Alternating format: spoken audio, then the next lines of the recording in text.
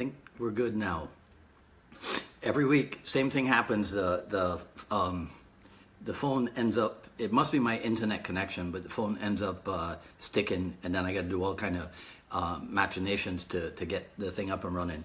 But I think we're good now. Whoever's there signing on, if you can just hit the like button or something so that I see something come across, or just in the comments say who you are or what have you, and as people come in, then I'll know that you can definitely see me on Facebook. I'm not sure if Carlos is going to be able to join us today. He's I think he's doing a copywriting gig or something. But anyhow, we'll go ahead and get started. Welcome, everyone. This is Dwight Woods, the Jeet Kune Rebel, and welcome to the I Love Jeet Kune broadcast number 19. This is the one about Jeet Kune misconcepts, aliveness training, and limitless possibilities. And this is because today we're actually going to be talking about the Jeet Kune concept. I thought it would be appropriate to wear one of my teacher's shirts. So there's still, unfortunately, some rather huge misconceptions inside and outside the Jeet Kune world about what may or may not constitute Jeet Kune. So today we'll take a look probably at just like a couple of them, right? So here's a story that should really settle the whole thing, but it never has. Hey Ray, what's up with you? Good to see you, man. All right. So there's the Largomano story. Largomano story, you can read it for yourself if you have this book, Jeet Kune, Art and Philosophy. It's on page 149, right? And so what it says is, as early as 1964, at the first internationals, I had introduced Bruce to this is Dan Inosanto talking, right? I had introduced Bruce to the art of Eskrima. At that time, however, he took a pretty dim view of it. Then later, when I visited him in Hong Kong, he told me what he liked and what he didn't like about Eskrima. I think what changed his mind was the emphasis on the empty hands and seeing through the movies that it had a lot of functional value. And I was really flabbergasted when he grabbed the sticks one day and said, okay, now I'll show you what I would do. I watched him closely, and with no previous background or training, he ad-libbed a style of Eskrima that he never could have known even existed. Shocked, I yelled out, hey, that's Largomano. Bruce said, I don't know what you call it, but this is my method. So what happens there is that, so again, this is Jeet Kune Art and Philosophy, page 149. So what happens is that some Inosanto detractors, they seize on his, admission that Bruce Lee took an early dim view of Filipino martial art, and they suggest that this is proof that Bruce Lee didn't have any interest in Filipino Kali, or that he didn't think too much of it. But if what they're selectively doing is ignoring the other part of the paragraph where Sifu Dan says that Bruce Lee ad-libbed Largomano. So if Largomano is Bruce Lee's approach to Filipino martial art, then those of us who follow the Bruce Lee philosophy and the Bruce Lee art of Jeet Kune, then if we train in Largomano, we are actually following what the founder of our method would do when it comes to Filipino martial art. So I hope you understand what I'm saying there.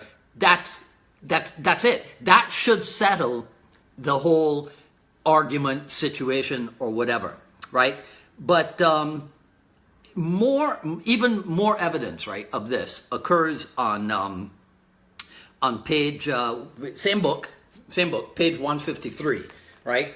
And this is where Sifu Dan says, right, and as I usually do, all of this I'm gonna put it together by the time we're done, right? Hey, Alfred, how you doing? Right, so Sifu Dan writes, beginning students are told, because he's talking about at the time that this book was written, this would have been when the what do you call it, the Kali Academy would have been up and running, right? Because this book is from 1976 or so. Beginning students are told right from the start that what they are learning is not Jeet Kune Do. Instead, they can expect a general self-defense course that includes elements of boxing, Wing Chun, Eskrima, Panantukan, and even a little bit of Kempo. That's for you, Alfred. Right? The kicking techniques are a combination of Northern Chinese style and Sikaran, the Filipino art of foot fighting. Right? So, Inosanto is being upfront, and I think to this day he still is upfront. That on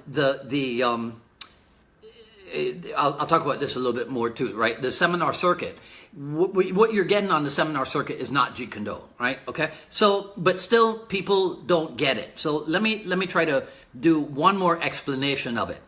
So let's say we take a Jeet Kune Do concept like approximate the reality of the situation, right? So what that means is that when you train, you have to train in a realistic manner. Because if we're training if we're not training for self-defense, then that's a different thing, right? But if we're training for self-defense, if we're training to know how to apply our art in a self-defense situation, then you must approximate the reality of the situation.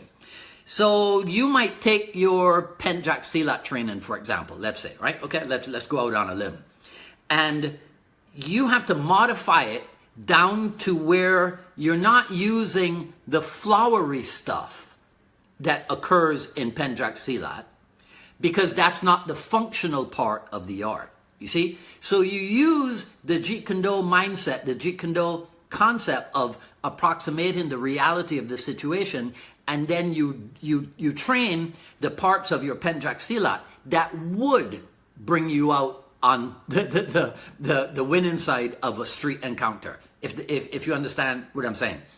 But this is where things can go wrong, because if you have a large following of students, and some of the people who are members of the I Love Jeet Kune Do group and who tune in for the broadcast, they run schools, right? And so if you have a large following of students and they want to train like you trained, then you might have to show them the flowery stuff. But it's incumbent upon you, you must ensure that they understand exactly what's happening, right? If you get what I'm saying, right? So let's talk seminar format, for example, right? So it's important for people to realize that personal evolution is a part of the overall JKD process, right? Kurt, I'm not ignoring. I can see what you said. I just said it. I met Shannon. I met Shannon Lee and her mom in 2000. Oh gosh, I gotta do a quick calculation here. 2008, I think it was. It was the 35th anniversary of Cedro Bruce's passing, and so I went out to Seattle for the celebration that they had there. So yeah, I have met her. I have spoken with her.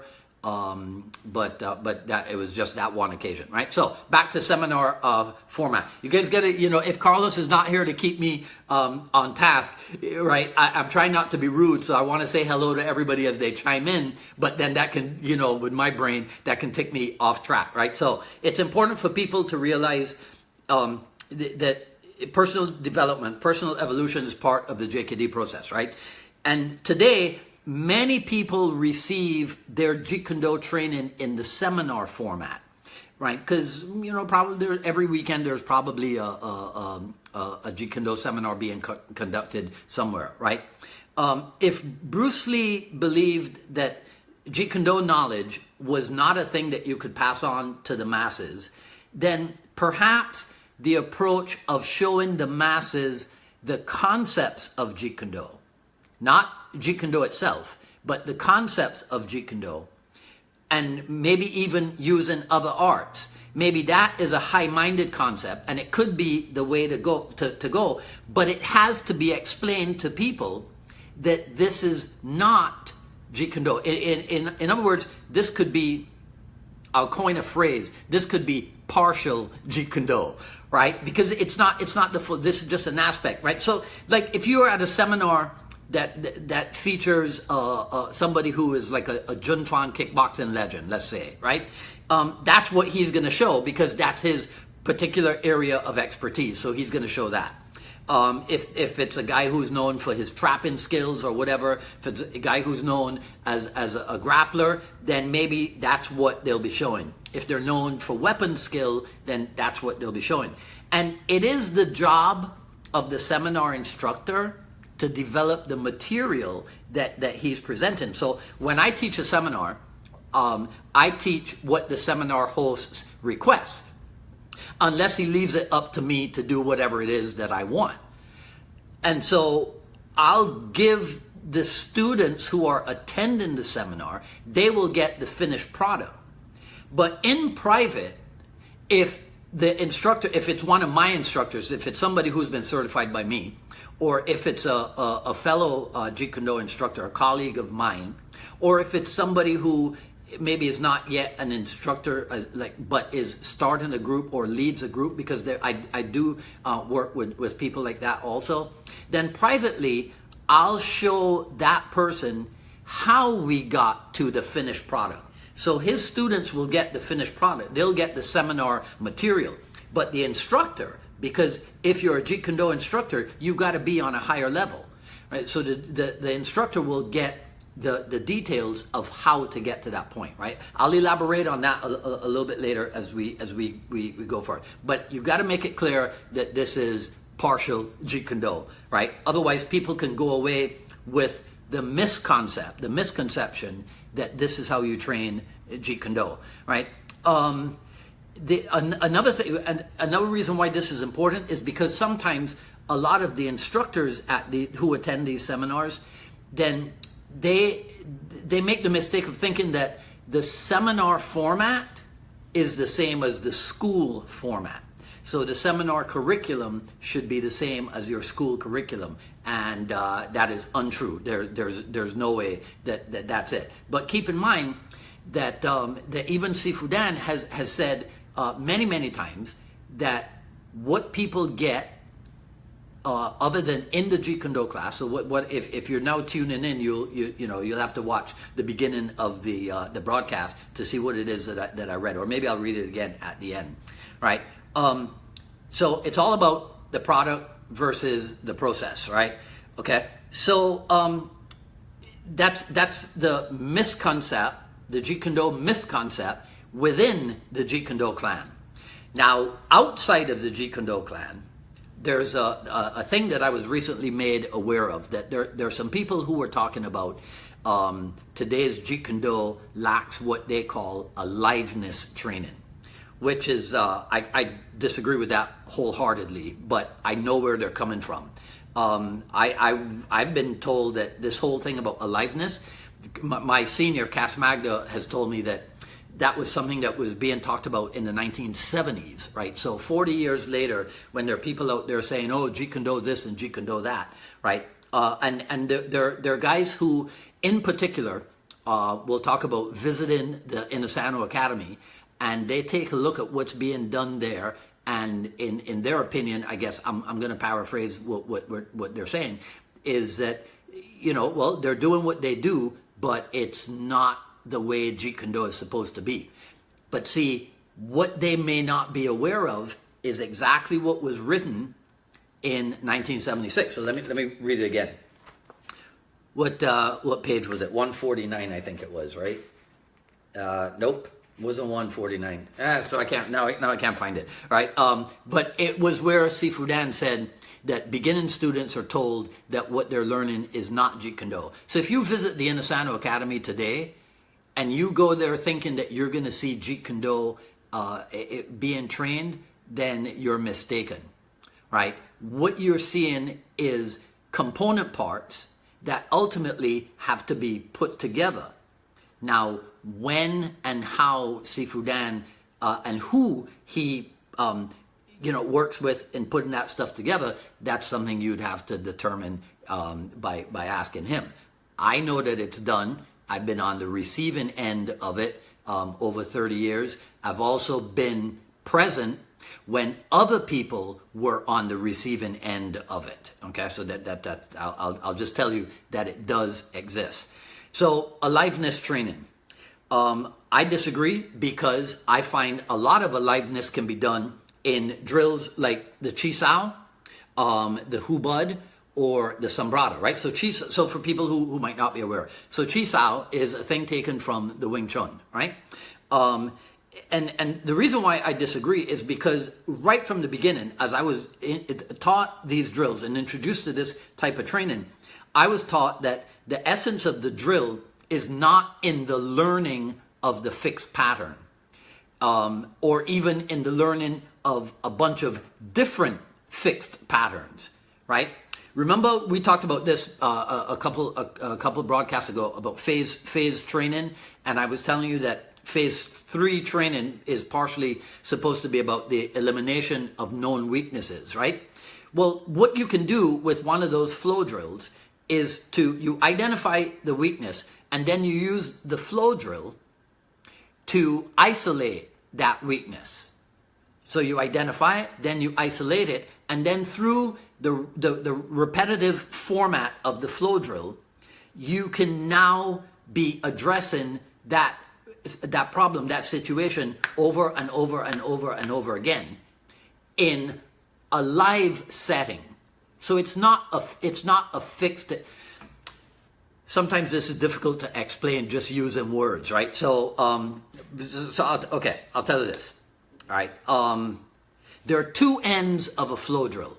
So let's take the single-handed Chi Sao, right? So if I'm on the receiving end, right, I start in Tan Sao. Let me see if I can get this out, right? And then I go to the Jeet Kune. My partner starts in Phuc Sao. When I do the straight palm, he goes to Jeet Sao, right? And then from Jeet Sao, he goes to Jeet Kune. So I'm here, I go here, he does Jeet Sao. When he does the Jeet Kune, then I go to Bong Sao. So if you look at that, when I start, at that point of the flow drill, I am giving. Do you understand? If he is in Phuc Sao and he receives, right? So I just told you what he's doing. I'm giving, he's receiving. So that is the start, right? That's one version of the starting point of a flow drill. Now, let's go from Wing Chun's Chi Sao to Kali's Hubud, right? So one person hits, the other person goes inside, comes under, traps, and punches back.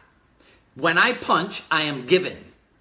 When my partner punches at me, now I am receiving. So I go inside or outside, or however it is that we determine we're going to deal with it, and I do my stuff, and I go to him. So we go back and forth like this. So there's giving and receiving in the flow drills.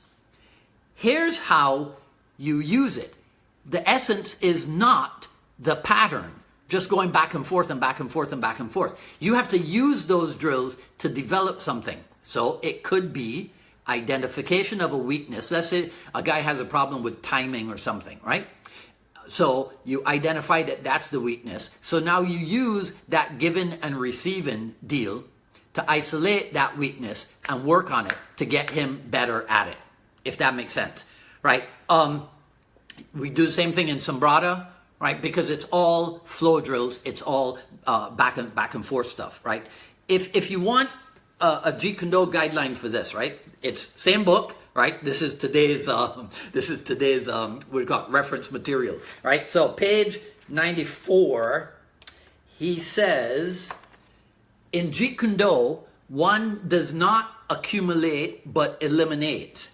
It is not daily increase but daily decrease. The height of cultivation always runs to simplicity. It is the halfway cultivation that runs to ornamentation. So it is not how much fixed knowledge one has accumulated, rather it is what one can apply alively that counts. Being is definitely more valued than doing. You get it? So that's why you'll hear me say from time to time, Jeet Kune Do is not something that we do. Jeet Kune Do is something that ultimately we become, right? But listen to what he says. It's not how much fixed knowledge. So the fixed set pattern, which we said in other broadcasts are incapable of pliability or adaptability. Truth is outside of any fixed pattern. So it's not how much fixed knowledge, it's what one can apply alively, which goes back to approximating the reality of the situation. So aliveness in your training, and understand this, aliveness in your training is not just a physical thing. Aliveness in your training is a mental and or emotional thing also. And that's what makes the Jeet Kune Do training so interesting, fascinating, and perhaps difficult at certain stages for some people, because it's a total investment thing. You really don't, it's a cliche, but you really get as much out of the training as you put into it. And so it's not just showing up physically, it's showing up emotionally and mentally also, ready to do battle, so to speak, right? So that brings us now to the last section of today's broadcast. So this is the thing about limitless possibilities. So those of you who were on, I think it was last week, because sometimes I forget what last week's topic was. We talked about mastery and George Leonard, the Aikido author, right? And this is the thing. And here's why I bring this up, because there is a quote. Let's see. So this is page 53 of the Absorb What Is Useful book, right? Where it says,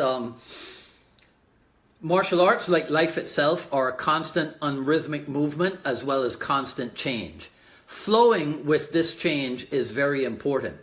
Finally, a Jeet Kune Do man who says JKD is exclusively JKD is simply not with it. He's still hung up on his own self-closing resistance, right?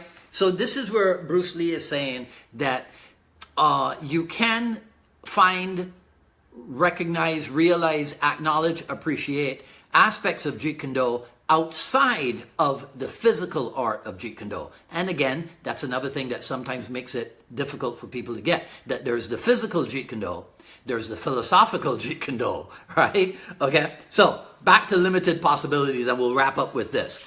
So there's an article in the Aikido Journal or something like that, an interview with George Leonard. And the question is, I got to read this here, right? What makes Aikido so deep? And George Leonard says, well, it's deep because it's limitless. Things that have limits are never as deep. With Aikido, you can figure out that the number of techniques, variations, kaishiwaza, and such end up at an infinite number of possibilities, right? Now, my buddy, because my student Miguel is on here, so my buddy Joe Rogan has been reported to say about jiu-jitsu, it's a complex game of kinetic chess. I mean, it's more complex than chess, because in chess you've got these different pieces and they're restricted in their movements. Jiu-jitsu is not restricted in movement, and every transition has so many different possibilities and so many different setups, right? Now, I also heard him say one time that Helson Gracie gave him the best explanation of BJJ when he said something like, I do this, you do this, I do this. And the first time I heard him say that, I was like, yeah, that's what we call counter for counter, right? So Bruce Lee, in his greatness, is willing to say that a Jeet Kune Do man or Jeet Kune Do person who thinks that Jeet Kune Do is exclusively Jeet Kune Do is not with it. But we have a lot of these guys, right, who seem to think that Aikido is it, and I seem to think, I wasn't there, I can't say exactly what it is they mean, but they seem to think that Aikido is it, or they seem to think that BJJ is it. But in Jeet Kune Do, we know better, right? Because Now, we're partial to Jeet Kune. That's the art that we have chosen to devote ourselves to. But that doesn't mean that we're so ignorant that we will discount or discard or disregard what other people are doing, right? So nothing new to us, this whole idea of limitless possibilities, right? So I'll give you a template, let's call it, for this limitless possibilities thing, right? So, and I'll use Kali. If we look at this 3-count sequences of Kali's double stick, right? So those of you who are familiar with the Filipino arts, you'll know, like, we might have, we might go inward, backhand, backhand, right? And we go high, high, high, right? Now, if we take that, and I actually do have a video of this on the YouTube somewhere. Maybe I'll put a link to it down there, right? So we have high, high, high. That high, high, high, we could turn into jab, cross, and hook. If I go high, high, low, it can be jab, cross, and body hook. If I go high, low, high, it can be jab, high, cross to the body, and then hook back to the head. So you see where I'm going with this, right? Those of you who know about Kali's double stick, you know that there are 8 basics. There are 4 basics that start on the high line, and then there are 4 basics that start on the low line. So we have 8 basics. And those 8 basics give us actually 64 basics because of certain variations that you can put in, right? If we could, now I talked about 3 punches, right? We can take that and we can extend it beyond the 3 punches. So instead of jab, cross, hook, I could start at cross, hook, cross. I could start at hook, cross, hook. I could start at hook, uppercut, whatever, and on and on and on and on, right? So if we take it even just to 5 basic punches, then we have a whole lot. But here's the discovery. So if I'm going high, high, high, what happens if I insert middle? So now I go high, middle, high. So for the mathematicians in the rooms, right, those basics, that 8 basics, if you introduce the element of middle, it jumps to 27 basics. So now we've got, and that's the idea. What I'm trying to convey here is that's the idea of limitless possibilities. But we discovered it in double stick, but now we take it and we apply it to empty hands. We can apply it also to knife fighting. We can apply it to maybe stick and dagger or whatever. So the limitless possibilities, right, is not a big deal for us. So I'm gonna ask you this, right, and you guys can comment about it live here or on the replay or what have you. Take a top-level jiu-jitsu guy, right? And I'm not putting anybody down. Those of you who know me, you know me well enough, right? That when I do stuff like this is intellectual exercise, right? So if you take a top-level jiu-jitsu guy, right? A black belt in jiu-jitsu, how many of them can kick and punch at the same level of their grappling? Can they swing a stick at the same level of their jiu-jitsu? Can they knife fight at the same level of their jiu-jitsu? But now take a high-level Jeet Kune guy who has trained in jiu-jitsu to black belt level. What do you have? You got a guy whose BJJ is high level, but his kicking and punching and his weaponry is also high level, right? He can do it. So people like Cass Magda, who is a purple belt in jiu-jitsu, Greg Nelson, who is known, Greg is probably better known now as an MMA coach, right? So he's a high-level jiu-jitsu black belt. Check out Burton Richardson, for example, Daniel Sullivan, right, at OC Kickboxing. You look at these guys, these are all Jeet Kune guys who went into BJJ, right? I personally have never heard of a high-level BJJ guy who went into Jeet Kune and became skilled in it. I could be wrong. If any of you out there know about people who have done this, please feel free to comment about it and let me know, right? So all I'm saying is that true limitless, right, or the true approach of limitless has to go both ways. You can't really say, well, limitless possibilities in this one approach to martial art training or this one approach to martial art combat. You see? So I'll leave it there. Okay.